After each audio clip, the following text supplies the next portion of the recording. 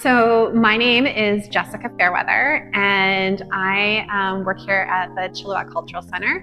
I've been working here since, I believe, 2021, and I've been teaching glass mosaics here that whole entire time. Well, funny enough, I took a course pretty much like the one that I'm teaching, and they laid out all sorts of different things that you can mosaic with, from buttons to screws to glass to pieces of clay, porcelain, what have you. And it was the first time that I've actually ever picked up a piece of stained glass, and I was just blown away by like the color, the density, the way that it breaks, the texture, the different varieties that you can have, and the different ways that glass is made. I just never seen anything like it before, and to actually put my hands on it, touch it, I just knew from that point forwards that I wanted to play. I feel that glass mosaics are always a challenge, because one of the things is that you can't paint over. It's not something like a painting where, you know, if you make a mistake, you can just paint over it. So I think there's a lot of really important lessons to learn from making a mosaic. Them being that you have to be really sure in your decision making, and you have to trust your intuition. When you put something down, a piece of glass or what have you, and it doesn't fit right, or it's not quite what you had in mind, you have to be brave enough to be like, hey, I don't actually like that, and then choose to change it. And if you don't do that, then you have to be okay with the fact that it's going to be it's something in the future that you might have to refine. And I think there's something about that. And to me, my artwork is seeing it refined time and time and time again.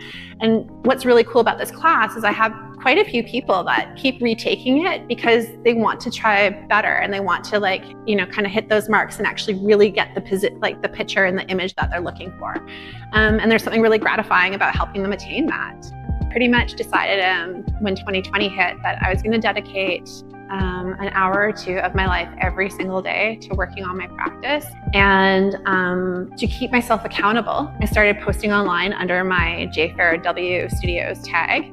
And all of a sudden, I started to get recognition from people in the community. And Trisha Bueller, who is one of the people here that does the programming, reached out to me and asked me if I'd be interested in running a course in glass mosaics.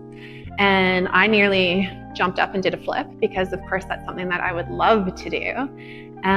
So from there, I came up with the program and different ways that I thought we could work with it. We came up with a list of all the different tools and supplies that we needed, and we got going. I've had many students over the years, and there's been some that definitely stick out in my mind.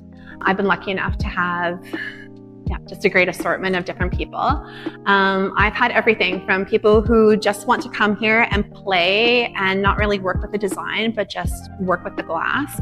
I have had people come in here with the most detailed ideas and sketches and then want to transfer it into glass. And I find it really, really interesting how people put that together and all their different unique ideas. And one of the funnest things about glass is it's glass.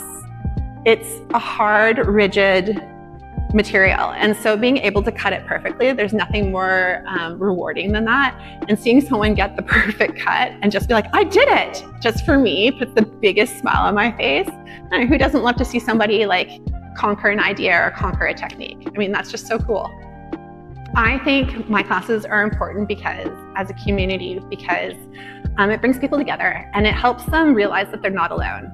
I mean, people make the same mistakes with anything over and over again. And when you're put in a situation where everyone's sort of new and learning it, you're not scared to make those mistakes. And I think it's so important to be with a bunch of people that are encouraging, and let's be serious. There is no really such thing as a mistake. There could be something that happens that you don't like or whatever, and it's either willing to learn to work with it or fix it, And having a class full of people that are sort of in the same position, learning, making mistakes, having fun, smiling and laughing at their mistakes, it just makes you feel so much more comfortable to dive in and try.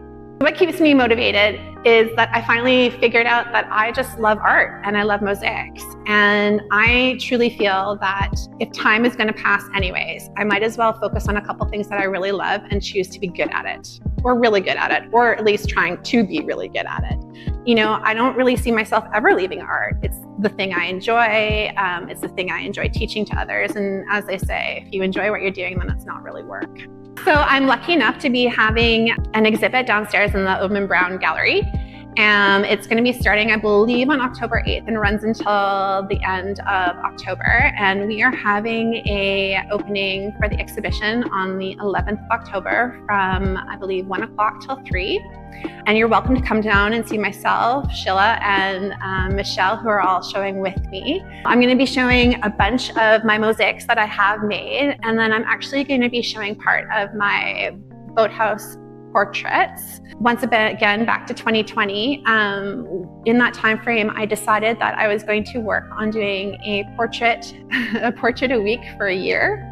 And I thought it would be really interesting to have a theme to it and to limit my materials. So I chose Sharpies and I chose portraits of all the people that I used to work with back at the Boathouse restaurants. So I'm kind of excited about that. It also shows too, though, it's a stepping stone to mosaics, all the different faces that I did, about how I break it down, how color works, and if I was to transfer those images into glass, how I would kind of start and work for it. So there's a bit of cohesion there, beginning, like showing how I work towards the idea and practice so that I can better my mosaics in the future. And I like the idea of showing, you know, how I get there. I love teaching at the Cultural Center, and I hope they keep me as long as they possibly can.